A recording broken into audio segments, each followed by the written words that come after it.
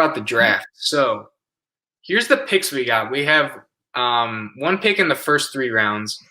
Fourth, we have 2. So we have pick 125, and then so Blake Martinez got that 3-year, $30 million deal to go to the Giants. So we got a 4th from that. Brian Bulaga, Iowa, he's getting us a 5th rounder. I think he got like 6 or 7 million. He didn't really even play much on the Chargers, but he got a nice contract. And then Kyler Fackrell, that's his nickname. It's Kyler Fackrell. He's also on the Giants. He got a really cheap contract. And then a couple of guys that don't affect, or one or two guys that don't affect us, I believe, are Funches and Kirksey. Or no, sorry, Rick Wagner. So they were Funches still on the team. Yeah, so they were released from their team, or sorry, from our team recently, and we'll talk about that later. And then we have 1 7th rounder, so we have 10 picks, which I'm pleasantly surprised at. Honestly, the more chances you have to get good players, the better.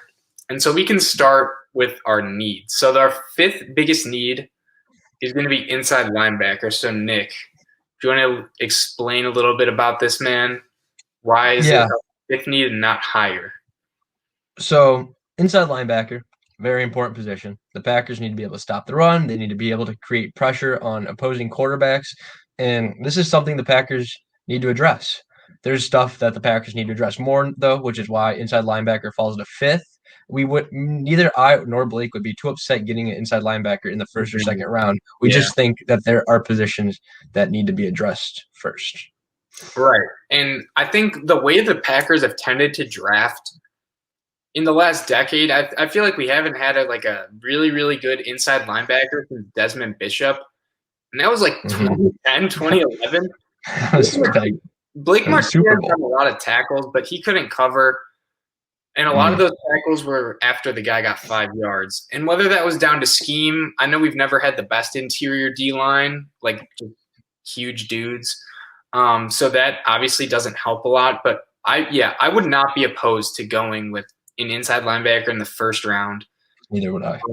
And then one guy who I've really liked and looked at a little bit, I want to watch more of him, but Jeremiah Owusu Koromoa, he's the Notre Dame linebacker. So he's projected to go 1st round.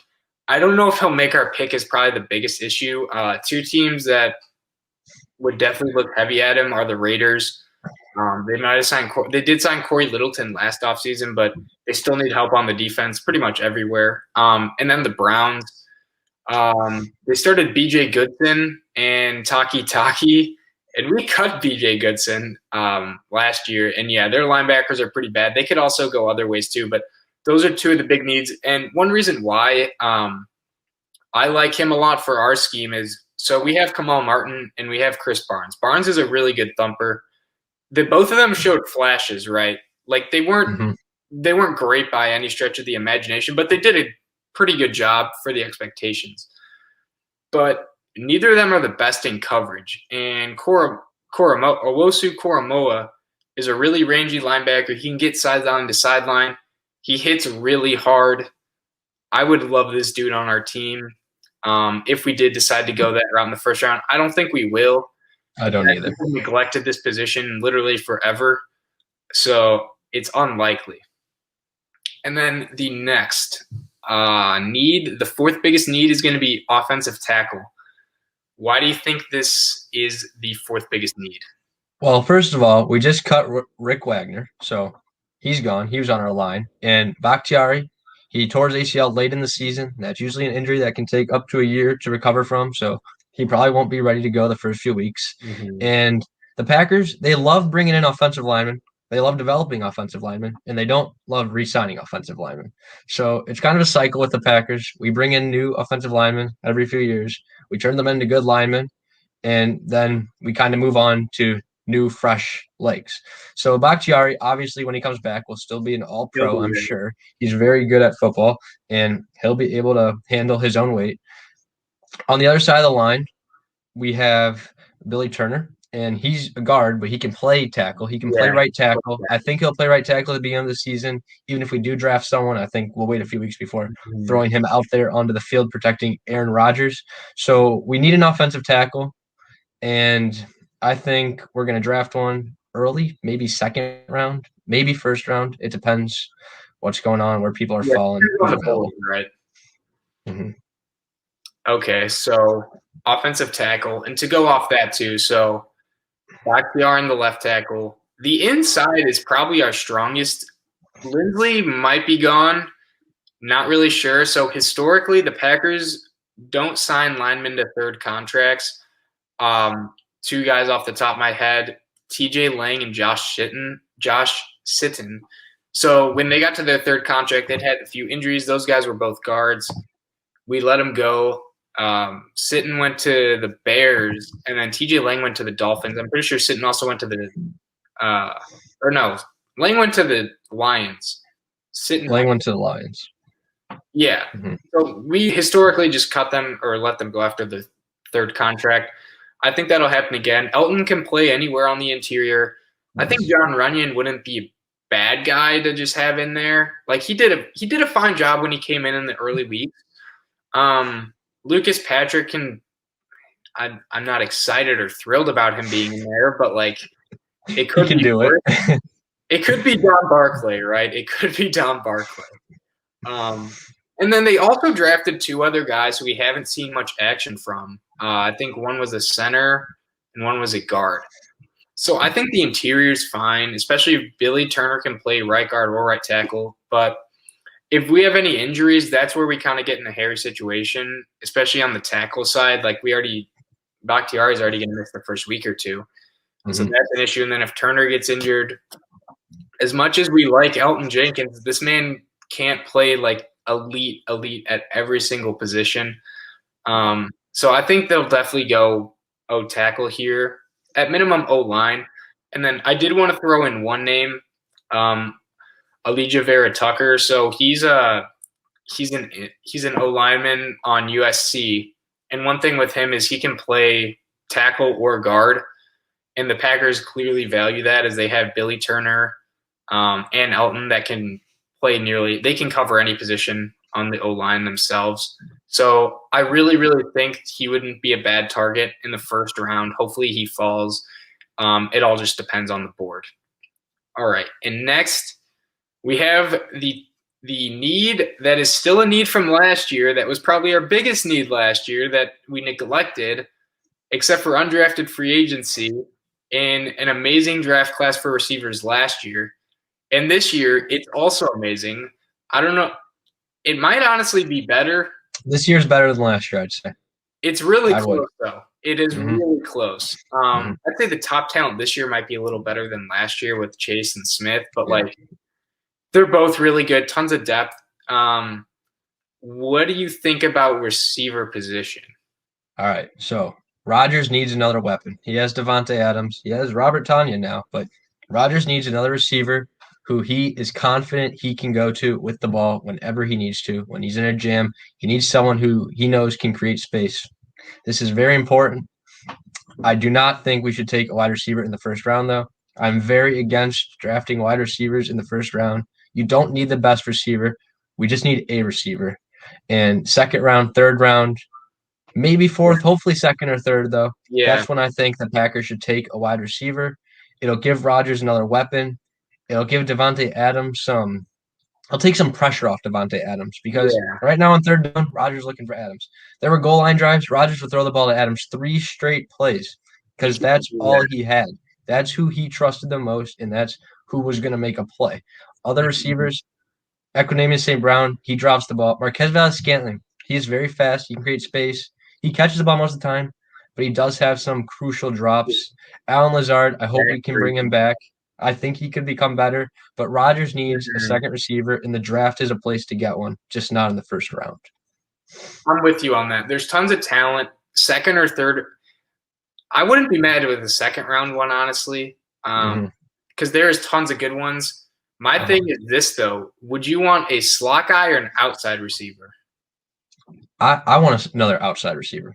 I want someone who's completely across the field from Adams. They're not even near each other. They're not ever playing on the same side of the field. I want a slot or not a slot receiver, another outside receiver. Because Tay and Lazard can both play in the slot. Mm-hmm.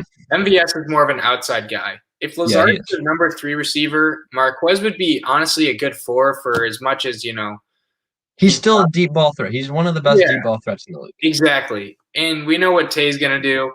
Tanyan's coming into his own big red zone threat, but they are going to miss that other X factor playmaker with Aaron Jones most likely gone. Not that running backs are replaceable. It's probably the most replaceable position, but you still need people that can go the distance on any play. So, yeah, I'm with you. For prospects-wise, I mean, there's just a ton of dudes, honestly. There's so many wide receivers. And there's tons of free agents, too. You have, expensive guys, and then you have cheaper guys, like people we'll talk about later. But, yeah, there's tons of receiver talent. So that's an interesting one. And next – one more thing I want to mention with receivers is Devon Funches. We forgot to bring him up. He'll most likely be coming back. He took the year off because of COVID. He also was injured and didn't play the year before. So he hasn't played for 2 years. We don't really know what's there. That's why we still think we need a wide receiver. Devon Funches, maybe he'll be a happy surprise. Maybe he'll be back to what he was when he was at his best, and maybe he'll have a great season for the Green Bay Packers. Maybe he won't have too many drops. He'll create space, but we don't want to put our trust in Devon Funches, which is why we still want to go out and get another receiver early, second or third round. Yeah. I mean, he had his best year, 4 years ago with Cam as his quarterback? It was back on the Panthers, and I don't even think he was the wide receiver 1. Yeah. I think that's when they had Travis Benjamin. Kelvin Benjamin. Yeah. Crazy how that man's career's gone. But anyways, so the next need, interior D-line. Why do you think this is up there, Nassos? All right, so Kenny Clark, he is great. We gave him a lot of money last year. He had a rough start to the season, but then LaFleur was like, all right, you got to start earning the money we're paying you. And he did. He stepped up his game, and he started playing better. Mm-hmm. But he's not going to stop the run on his own. He just needs someone to help him. And that's where the draft comes in. First round, second round, probably first round. I think we could get an inner D lineman, and it would just help stop the run. We need to be able to stuff the run more because we're getting to these third down and short situations, and they're just picking up first downs every time. And it would also help, too, with, our pass rush. If we had another guy inside that could, push the pocket back a little bit. Mm-hmm. I think we also saw what Vita Vea did in the Super Bowl. And he was one of the main reasons Mahomes wasn't able to step up because the pocket was just getting pushed into his lap, and then he'd have to go outside, and then you have Shaq Barrett and JPP sitting there. And then for our team, if Kenny Clark and then whoever we either pick up or draft are pushing the pocket back, Rashawn Gary, Zadarius Smith, they're going to have an easier time getting around the edge. And then it also just helps a tremendous amount in the run game, clogging holes, and it would allow more space for Chris Barnes, Kamal Martin, and then anyone to just, run freely. So, yeah, interior D lineman's definitely a top need. So right now on the depth chart, it's Kenny Clark, Lancaster, Dean Lowry, Kingsley Keke. And honestly, I'm not mad about Lancaster. I'm fine with him. If he's the third or fourth guy, that's totally fine. He does his job good enough. Kingsley Keke's pretty young. He's had big moments. If you remember the Saints game, he had 2 sacks. He did. He can develop into be someone like a rotational pass rusher, just a guy in the rotation that you're not completely mad at. And then Dean Lowry, I'm not the biggest fan of. We'll talk about him a little later. And then also Montravius Adams. We took him in the 3rd round a few years ago. Hasn't really stayed healthy or been too productive. No. So, yeah, that's a big need. We'll talk about the free agency aspect of that position in a little bit. And then here we have the number 1 need. Why is this the number 1 need, Nick? All right, cornerback. That's what the Packers need the most right now. Me and Blake both agree that cornerback, first round, that's what we got to take. That's what we need. Jair, he's one of the best cornerbacks in the league. He's probably a top 3 cornerback in the entire NFL. He's one of my favorite players on the Packers. Yes, PFF has him ranked number 1. And he's an all-pro, second team, still all-pro. And he needs someone to help him on the other side of the field. You could see it in the playoffs. Jair literally had a game where he allowed one reception for -3 yards. That is amazing. If we had one more corner who could be not as good as Jair, just close to what Jair can produce, we would have a lockdown defense. We'd have more time to get to the quarterback, and we'd get more pressure. And if we have another cornerback, it'll just create so much more for the defense than just stopping the ball. And it was seen against the Bucs that one cornerback was targeted a lot, and he allowed a lot of. He was injured, but he allowed a lot of big plays that really hurt the Packers. Mm-hmm. Yeah, so off that, so Kevin King's a free agent, right? Mm-hmm. Not too sure if he'll be resigned. Tough to say what he would get on the market, especially, he's kind of leaving a sour taste in a lot of people's mouths. But I would not be that opposed to bringing him back. He did have a bad game. He has had injury concerns and inconsistent play. But as a CB number 2, like when he's at his best, he can be an above average number 2 corner. It's just the inconsistencies are pretty worrying. And then behind him, Josh Jackson would be our other outside corner. Again, he was pretty inconsistent. He came in the league as a zone guy. We run more man. And, yeah, he's had a tough transition. And then our nickel cornerback, Channing Sullivan, we could definitely improve there, but it's not like, a dire need. I'd say outside corner. He's all right at nickel. Yeah, he got picked on in the Bucs game. He's been picked on before, but he's not completely horrible, and it's not like 2016 or 2017 when we were going into the Falcons Stadium with a bunch of undrafted free agents and guys off the street. So I don't know. Corner's definitely a need. Kevin King, I wouldn't be mad if we got him back though. I think we could get him cheap just because of his performance that every fan's remembering. I think at first I did not want to bring him back, but if we bring him back for very cheap, I'd learn to accept it. Yeah, like he's not like I don't know. I don't think he's as bad as people make him out to be. Yeah, he did not play well at all. Like I'm not gonna say he played well or anything like that, but I still think he's a pretty good number 2 corner. Like you could do far worse than him. So those are the biggest needs that we see. I think this is pretty universal around Packers fandom of biggest draft needs. Whether they go corner, interior D-line, offensive tackle, or linebacker in the first round, I really wouldn't be too opposed. I would not like wide receiver in the first round. I think it stands pretty similar on that. Yeah, I do not want a wide receiver in the first round. We're not going to get the best wide receiver in the draft. So there's just no reason for me to take a wide receiver in the first round when we can get one in the second that's close to the one we would have gotten the first, and we can use that first on a player who will be more valuable. Yeah. And then a couple other things I did want to say, potentially edge could be something they look into dabbling in if Preston Smith does get cut. And then punter, I wouldn't be mad. J.K. Scott's I don't really think he's all that great. Like they could spend a 7th or 6th on a punter, and if he's better, like that's awesome. If not, like it's just punter, I guess. So it's not too big. But we can